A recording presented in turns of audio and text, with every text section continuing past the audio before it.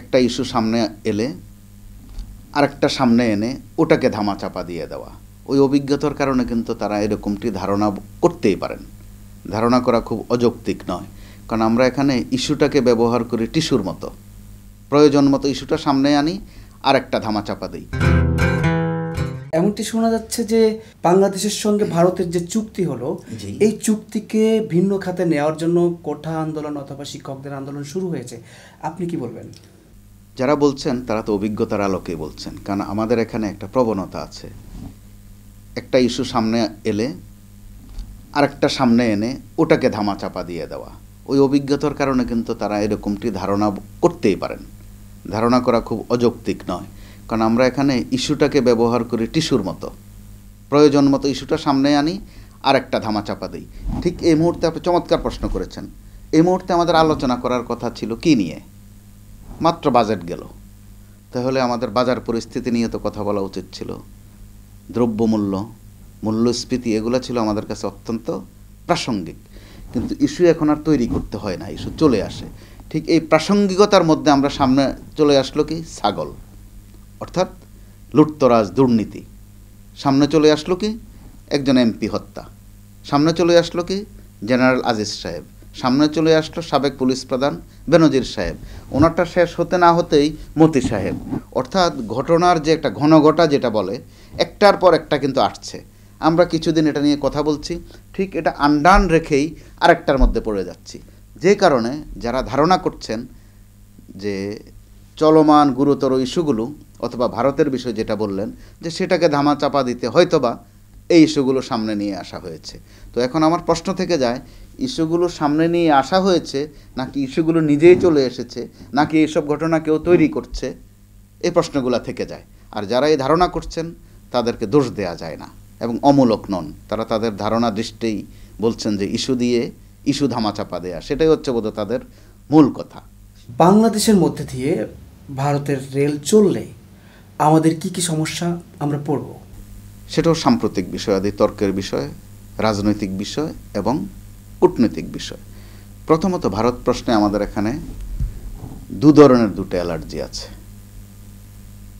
ভারত প্রতিবেশী দেশ, বিশ্বে অনেক কিছু বদলানো যায়। বলা হয়ে থাকে বাবা মা আর প্রতিবেশী বদলানো যায় না।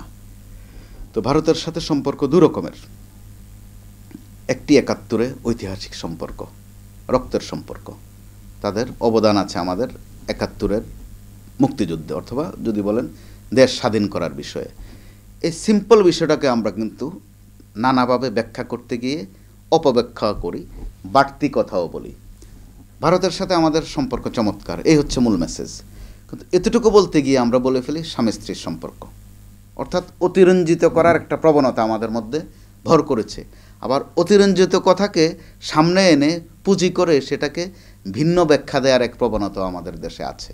আপনি যেটা বলছিলেন রেলের কথা, তো আপনি বাস্তবতার দিকে তাকান না। ভারতে আমরা আকাশপথে যাচ্ছি, স্থলপথে যাচ্ছি, পানিপথেও যাচ্ছি, আবার না যাওয়ার মতো করেও যাচ্ছি। আবার ভারতে আমরা চিকিৎসা নিতেও যাচ্ছি, আর নতুন করে যেটা যোগ হয়েছে, ভারতে আমরা মরতেও যাচ্ছি। আমাদের একজন মাননীয় সংসদ সদস্যের মৃত্যু হয়েছে ভারতে গিয়ে। তো যদি গতানুগতিকভাবে আপনি বলেন যে মরতে তো ভারত যাওয়া লাগে না, কিন্তু আবার বাস্তবতা হচ্ছে ভারতে আমাদের যেতে হয় নানান কিছুতে। আপনি হিসাব নিলে দেখবেন শুধু আজমির জিয়ারত করতে যেই পরিমাণ আমাদের মানুষ এখান থেকে ওখানে যায়, সংখ্যায় বিশাল। চিকিৎসা নিতে কত যায় সংখ্যা গুণে শেষ করা যাবে না। আর নানান ঘটনার মধ্য দিয়ে, বিশেষ করে আনার সাহেবের ঘটনা সহ কিছু ঘটনার মধ্য দিয়ে প্রমাণ হয়েছে সবাই যে চিকিৎসা নিতে যায় তাও নয়, সবাই আজমির জিয়ারত করতে তাও নয়। আনার সাহেবও গিয়েছিলেন চিকিৎসার কথা বলে, কিন্তু গিয়ে দেখা গেল চিকিৎসা নিতে যান নাই। তিনি গেছেন আসলে ওখানে প্রথমত স্বর্ণচোরা কারবার সহ নানান কাণ্ডকীর্তিতে ফলো আপ করতে গিয়ে লাশ হয়েছেন ওখানে। তো এতে করে ভারত বিষয়ে তো আমাদের দু ধরনের কথাবার্তা আছে। সীমান্তে আমাদের লাশ পড়ছে। তো বৃহৎ দেশ ভারত, শক্তিশালী দেশ যেমন সত্য, আবার আমরা যদি ভারতের ভূমিকায়, ভারতের পজিশনে থাকতাম, ভারতের মতো বৃহৎ আমরা হতাম, হয়তো আচরণগতভাবে আমরাও ওই কিসিমেরে হয়ে যেতাম। প্রশ্ন ছিল যে রেল চললে আমরা কি কি সমস্যার সম্মুখীন হব? কিছু সমস্যার কথা বলা হচ্ছে, বিশেষ করে অপোজিশন থেকে।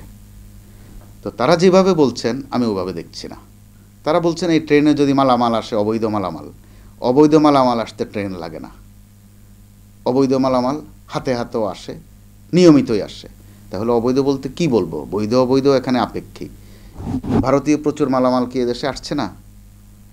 10 ট্রাক অস্ত্র কি ধরা পড়েছে না ভারতে? সেটা অর্থাৎ ভারতে যাওয়ার জন্য আর আসার জন্য দরজা বহু খোলা আছে। আকাশপথে দিব্যি যাতায়াত করছি, যেটা আমি বললাম আপনাকে। স্থলপথে দিব্যি যাতায়াত হচ্ছে কর্মযজ্ঞ সীমান্ত এলাকাগুলোতে।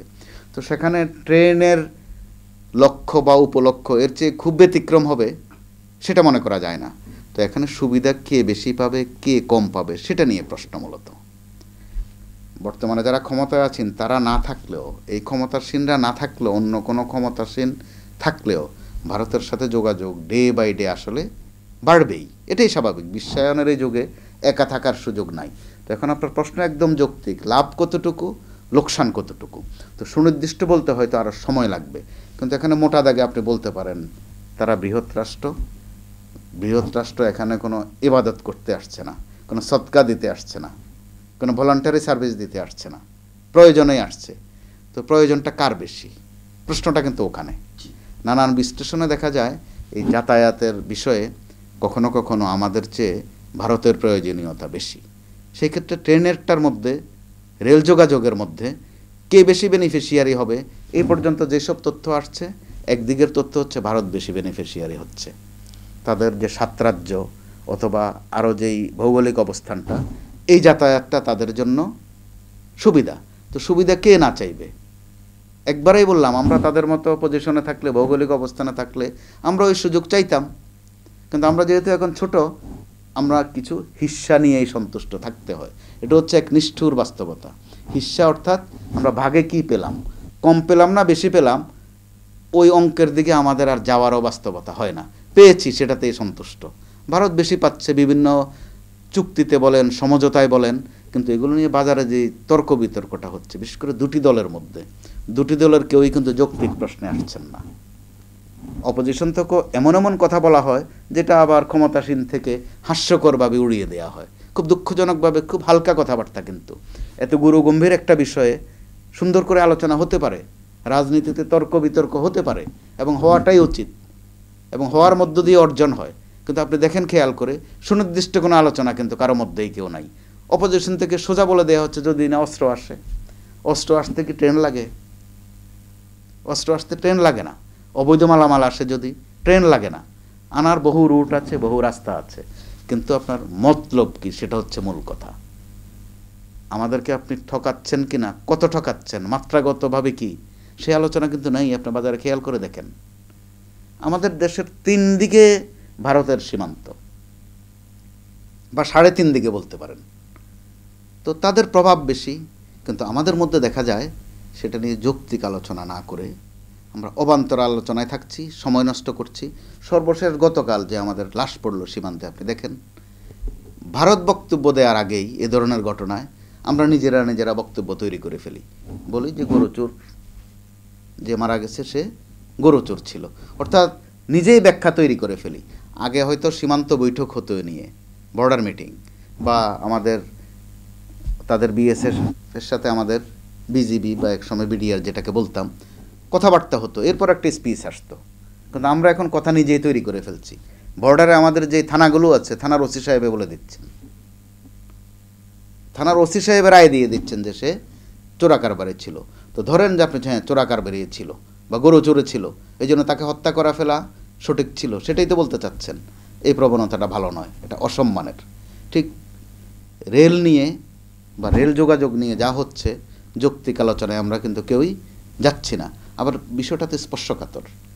তো স্পর্শকাতর বিষয়ে আলোচনা যতটুকু হয়, সেতটুকু যদি সুনির্দিষ্ট হয়, যৌক্তিক পর্যায়ে হয়, সেটা মানুষেরও জানা হয়। কিন্তু মানুষকেও তারা প্রকৃত চিত্রটা কেউ জানাচ্ছেন না। সরকারের দিক থেকে বলা হচ্ছে যে বিএনপি চুক্তি বললো কেন, চুক্তি তো হয় না, এবার একটা ভুল ধরে ফেললো।